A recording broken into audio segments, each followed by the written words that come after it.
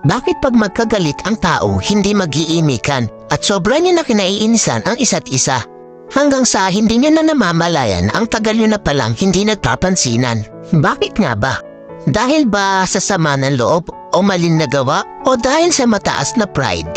Sa sobrang taas ng pride, nagpapakiramdaman kayo kung sino ang unang hihingi ng tawad. Paano kung pareho kayong ma-pride? E di habang buhay na kayong walang pansinan at mag-iinisan, di ba? Alam niyo ba ang kasabihang, it's better to lose your pride because of your love than to lose your love because of your pride? Hindi naman masama kung itapon mo muna ang pride mo para sa taong mahalaga sa'yo. Kaysa naman itapon mo yung pinagsamahan nyo ng dahil lang sa pride mo.